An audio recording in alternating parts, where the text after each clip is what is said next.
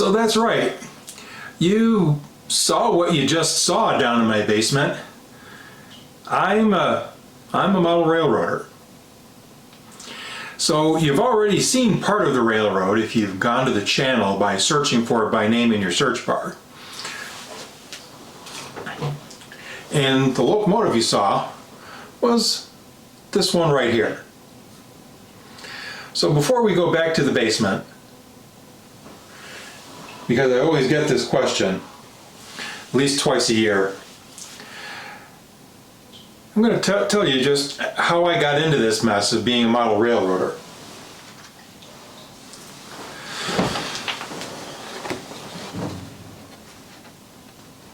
And it's the fault of this guy right here.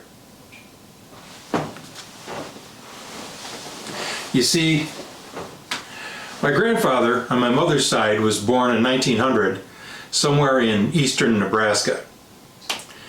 And he was born into a poor farm family, and so that meant part-time he was a cowboy and part-time he was behind a horse or a mule pushing a plow.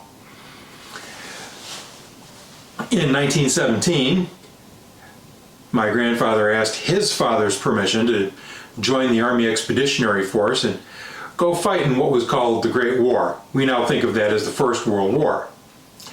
Well, it turns out for an uneducated dirt farmer, my great-grandfather was a pretty smart guy. And he engaged in a period of family counseling with my grandfather. That means he beat the daylights out of my 17-year-old grandfather.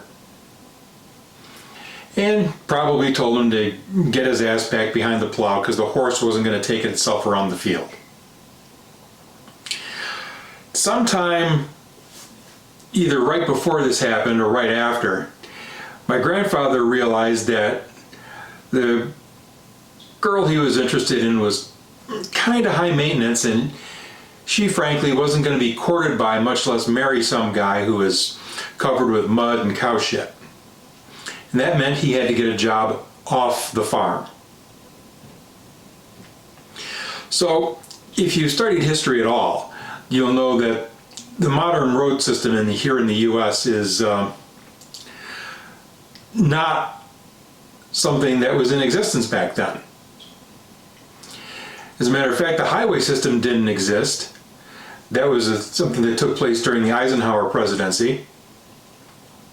And once you got outside this big city, roads turned very quickly to gravel, and then from gravel to just a dirt path. And during the spring and the fall, they were impassable because they were mud. And during the winter, they were impassable because they were full of snow. And so the only way to move freight around the country was on the railroad. Well, one of the things that fall into the category of freight at the time was the mail. The U.S. mail moved letters and other packages around the country using two different types of rail cars. One was called a storage mail car, and it kind of looked like a baggage car. The post office in a major city would sort bags of mail, dust them for another major city, and just put them in the storage mail car and off they'd go.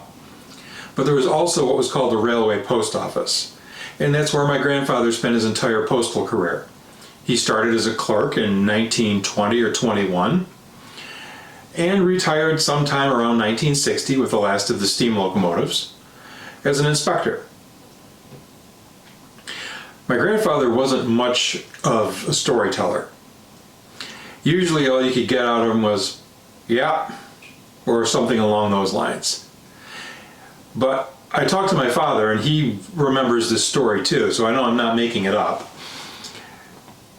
I did get a bedtime story as a preschooler about my grandfather working a mail car on a train on a branch line, and the train was held up by cowboys on horses.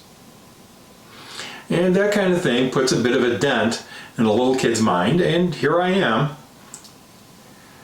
50 some years later with a basement full of model trains, or getting that way. So that's how I became a model railroader. And of all the hobbies you could have, well, it's one of them.